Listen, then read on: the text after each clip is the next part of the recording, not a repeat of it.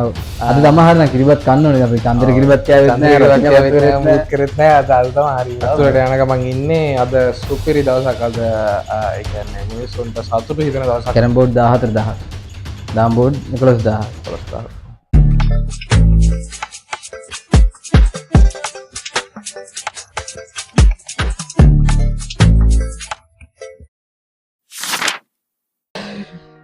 අද ගොඩක් අය සතුටු වෙන දවසක් මොකද පොරු කියලා සෙට් එකක් දැන් ටික ටික ඉරේට යන්න පටන් ගන්න තියෙනවානේ අතුරට යන ගමන් ඉන්නේ අද සුපිරි දවසක් අද ඒ කියන්නේ මිනිස්සුන්ට සතුටු හිතෙන දවසක් අද ආණ්ඩුවෙන් කරලා පෙන්නුවා කියපු දෙයක් කරලා පෙන්නුවා අද ඔව් අද සමහර නම් කිරිබත් කන්න ඕනේ අපි චන්දර කිරිබත් කෑවෙත් නෑ මුත් කරෙත් නෑ අද අද තමයි හරි දවස අද ඇත්තටම පුළුවන් නම් කිරිබත් කන්න දැන් බෑ ටිකක් රෑ වෙලා මේ වීඩියෝ දානකොට හෙට උදේ වෙයි හෙට හරි කන්න හෙට හරි කන්න ඉතින් ආයිබෝවන් අදත් අපේ කයිය ප්‍රෝග්‍රෑම් එකෙන් සම්බන්ධ වෙනවා ඉතින් ආයිබෝවන් අපිට තියෙන ඉතින් කට්ටිය දන්න අර හැමෝම දන්න නලින්ගේ වීරක්‍රියා ගැන කතා කරන්න නලින්ගේ මහින්දානන්දගේ එතකොට මෙහෙමයි හැබැයි කැරම් බෝඩ් නඩුවනේ යන්නේ ඔය කැරම් බෝඩ් නඩුවේ අපි ඒ කාලේ 2015 අපේ ළමා සමාජ වලටත් අපි ගත්ත හැබැයි ඔව් ගත්ත අපිට නෙමෙයි ළමා සමාජයට දීපු එක වැරද්දක් නෑ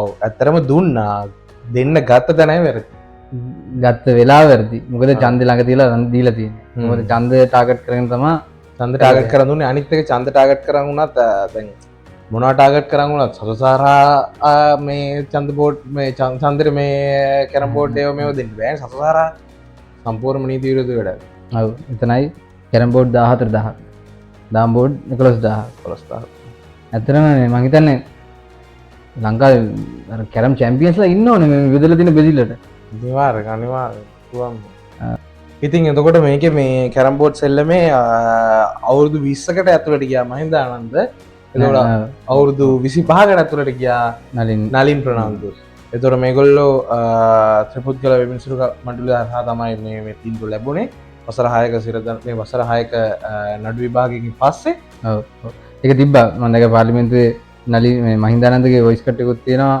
මේ ඔක දාලා තියෙනෙත් මෛත්‍රීපාල ඔය නඩුව මෛත්‍රීපාල දාලා ඔව් මොකද යහපාලන ආණ්ඩුව වෙන්න ඕනේ ඒකට එයාගේ එයා තමයි ජනාධිපති හිටියේ ඒකට එයාම ලොන්ච් කරපු මේ නඩුවක් තමයි මේ අවුරුදු ගානකට පස්සේ තීන්දුව දෙලා තියෙන්නේ ඒ ඇත්තටම දැන් කාගේ ආණ්ඩුවකින් වැඩේ පටන් ගත්තත් දැන් ඇත්තටම දැන් පොරු ටික යනවනේ අවුරුදු 6ක් ඕක ඇදී ගියානේ පිළිවෙලට තියෙනවනේ ඉතින් FCID කියලා ෆයිල් දිරනකම් තියෙන මේ කාලෙක කොහොමhari නඩුවක් ඉවර වෙන එක ඔව් අනිවාර්යයෙන් තව තියෙනවා තව මෙයාගේ GI පයිප් නඩුවක් තියෙනවා පාරණ ඒවත් ඉස්සරහට ඇදී ඒවත් දැන් ඊළඟට ආයි මේ අර ළඟින්නේ යන්නින් එක්කෙනෙක් ඉන්නවා ඊළඟට එක්කෙනෙක් ඉන්නවා 2029 ජනාධිපති 29 ජනාධිපති වෙන්නේ ඉන්නේ ඒ කියන්නේ එයා 29ට කලින් දැන් මේ ආණ්ඩුව බාර ගන්නවනේ මේ ආණ්ඩුව බාර ගන්න ඉන්නේ කෙනා අපි ජනාධිපතිට අනුර ජනාධිපතිට කිව්වනේ අය බාර ගන්න අවුලක් නැහැ කියලා ඔව් බාර ගන්න ඉන්න මනුස්සයා අපේ බේබි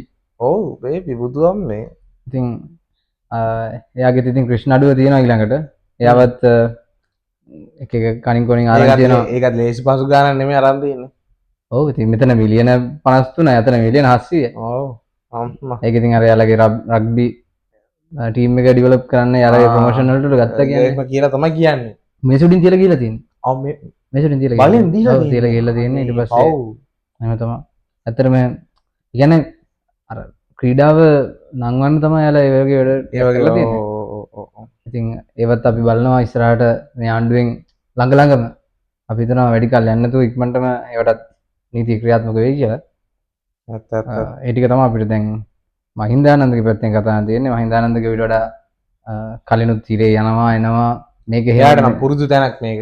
ඔව් ඒ වුණත් මේක ඊට වඩා වෙනස් වෙයි කියලා අපි බලාපොරොත්තු වෙනවා. මොකද එයාගේ හිස්ටරි එක බැලුවාම සාමාන්‍යයෙන් අවුරුදු 5කට සැරයක් වගේ හිරේ ගිහිල්ලා ගියපු කට්ටිය. නමුත් මේ පාර දීපු තීන්දුව වෙනස් වෙන්නේ නැති වෙන්න මොකක් හරි අපීල් එකකින්වත් ඒක වෙනස් කරන්න නැති වෙන්න වැඩ ටික වෙයි කියලා අපි බලාපොරොත්තු වෙනවා. එතකොට අනිත් එක තමයි අපේ මේ විමල් වීරවංශ ෂෝක් කතාව පොගේ දවස්වල කියලා තිනවා. ඔය කියනකොට ඒ කතාව අපිට මතක් කරන්නකෝ. විමල් වීරවංශ කියනවා මොකද්ද රණවිරුවන්ගේ මෙතන සම්ප්‍රම තිබ්බනේ. ඔව්. එතනදී හරියට එක සැමරුවේ නෑ. එහෙන් ඇත්තටම එහෙන් පොඩි අර LTT එකේ පොඩි කතා ටිකක් දැන් යනවනේ පිටරටවල වල. ඔව්. ඒකත් එක්ක ඒකයි අපේ මේ කවුද පාර්ලිමේන්තුවේ ඉන්න එක පිස්සා කවුද? ඔව්. පිස්සෙක් ඇවිල්ලා ඉන්න අර්ජුන. පාර්ලිමේන්තුවට ඔව්.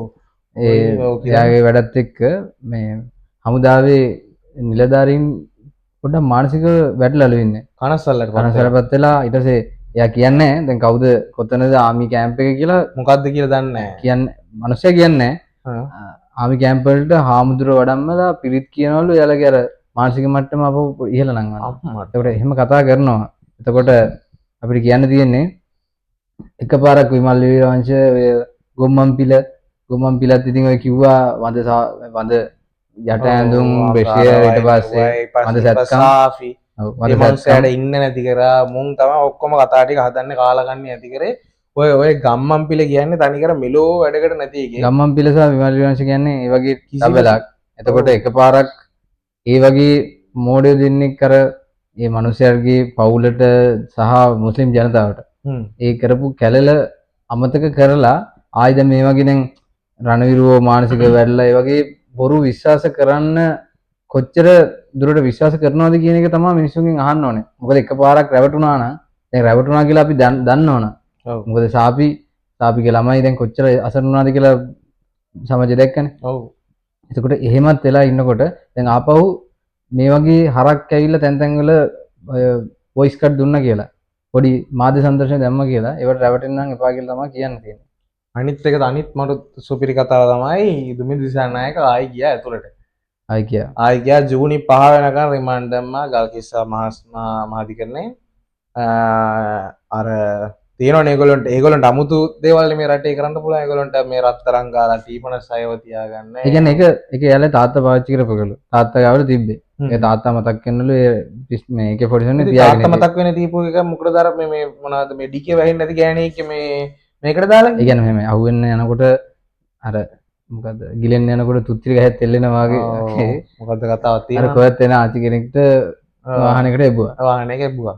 ඉතින් ඒක දැන් ඇත්තටම දැන් අපි මිනිස්සෙක් කර මතක් වෙන්න තියාගන්න දේවල් සහ එයාලා තාත්තලගේ මතක් වෙන්න තුවක් තියාගන්න රටක් මේක. එතකොට අපි මේ සංස්කෘතිය තමයි වෙනස් කරගෙන යන්නේ. ඕක දැන් ඕක අර පහුගිය මේක ගෙව්වෙත් නෑනේ. අර කෘෂිකර්ම අමාත්‍යාංශයක. මේ බිල්ඩින් එකේ. බිල්ඩින් එකේ. ඔව්. ඒකයි. දැන් අපි මේ මේ හදපු වෙනස් කරපු සංස්කෘතිය කොහෙවත් ඉන්න මැයි මාසේ ජනාධිපති 29 ජනාධිපති ඒ වගේ සෙට් එකකට බොරු වලට රැවටෙනවද කියන එක චුට්ටක් කල්පනා කරලා බලන්න. අවුරුදු 75ක් තිස්සේ අපි බොරු වලට රැවටුණා. අපි ඊළඟ ප්‍රෝග්‍රෑම් එකෙන් ගේන්නම් එකින් එකට මහින්දලා ඊට පස්සේ ගෝඨාභයලා ඊට පස්සේ ඔය ගොඩම තියෙන මහින්දලාගේ තමයි මහින්දලාගේ අර ඒකාධිකාරී පාලනය කාලේ පාලනය කාලේ රාජ්‍ය දේපල පාලනය කරපු රාජ්‍ය දේපල ඊට පස්සේ රාජ්‍ය මාධ්‍ය ඊට පස්සේ ඒ වලින් කරපු මිනිසුන්ගේ ඔළුව වෙනස් කරපු හැටි.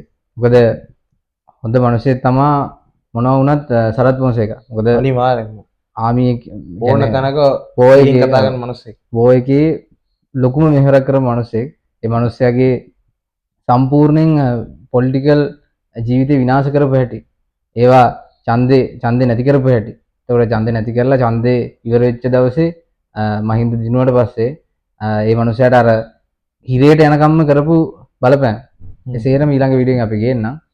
අපිට අද මේ ටික දැන් සතුරු වෙන මාතෘකාව තිබ්බේ අරක තමයි අපිට කතා කරන්න. ඔව් අනිවාර්යෙන්ම කීවත් ගන්න ඕන මාතෘකාවක් තමයි මේ මහින්දානන්දයි නලිනුයි ඇතුළට කියපු එක. ගොඩක් ඉතින් මහින්දානන්දගේ අවුරුදු 20ක් සහ 25ක් අවුරුදු 20ක් කියන්නේ අරුට අවුරුදු 60යි දැන්. 60යි. මහින්දානන්ද අවුරුදු 60යි. අවුරුදු 60යි.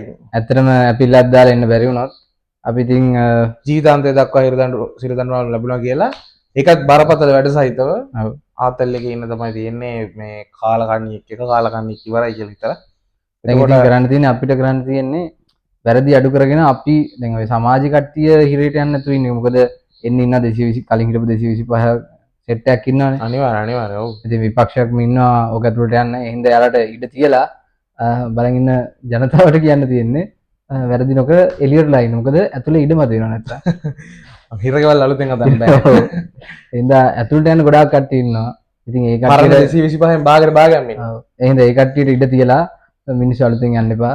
ඉතින් එහෙම කර අපි කතා කරගෙන අපි මේ අපේ වීඩියෝ අපේ ප්‍රෝග්‍රෑම්ස් බලන්න එක එතකොට සීරීස් එකම දාලා තියෙනවා ඊට පස්සේ ඔව් සිරිස් එකම දාගෙන යනවා එතකොට අපේ අනිත් ප්‍රෝග්‍රෑම් එක බලන්න වරුවක් ප්‍රෝග්‍රෑම් එක අර ඒක අපි දේශපාලනේ එහාට ගිහිල්ලා පොඩ්ඩක් සමාජයේ මිනිස්සුන්ගේ ආකල්ප සහ සමාජයේ හැසිරෙන ඕන විදිහ සම්බන්ධව අපි ඒක ගැන කතා කරනවා මොකද අපේ ආකල්ප හැදුනොත් තමයි රට හැදෙන්නේ මොකද ආණ්ඩුවක් වෙනස් කරා කියලා රටක් හැදෙන්නේ නැහැ ඔව් අපි ඒක කියන්නේ ඔයාලා වීඩියෝ එක බලන්න ඒක අපි කියන්නේ ලොකු දේවල් නෙමෙයි පාරේ යනකොට දකුණු පැත්තෙන් යන්න ඊට පස්සේ අර මිනිස්සෙකුට ගෞරව කරන්න ඒ වගේ පොඩි දේවල් අපි ඒක කියන්නේ මොකද ඒව නැතුව කවුරු මොන විදියට රටක් බාරගත්තත් ඒ ටික හැදෙන්නේ නැහැ මොකද කවුරු රට බාරගත්තත් වැඩක් නැහැ ඒ ආකල්ප හැදුනොත් ඒ මිනිසුන්ට ඒ මිනිසු කියන්නේ මොන යකා රට බාරගත්තත් අපි හැදිලා නම් ඒක තමයි වෙන්න ඕනේ අනිවාර්යයෙන් ඒ කියන්නේ රටක් ලස්සනට හැදිලා තිබ්බොත් එහෙම පාලකයන්ටත් මහ ලොකු දෙයක් කරන්න නැහැ මොන වුණත් අපි ඒකත් කතා කරමු සිංගප්පූර වුණත් එදා දියුණු වුණේ ඒ මිනිස්සු හොරකම් කරන්න එපා කිව්වට පස්සේ හොරකම් කරපු නැති හින්දා අපි මිනිස්සුන්ට හොරකම් කරන්න එපා කිව්වට හොරකම් කරන්න නැතුව ඉන්නේ නැතුව ඉන්නේ ඉතින් ඒ වගේ ප්‍රෝග්‍රෑම් ටිකක් තියෙනවා අපි ඒක ඊළඟ වීඩියෝ එකකින් කතා කරමු එහෙනම් අපි කීලෙන්නම් ජය ජය වේවා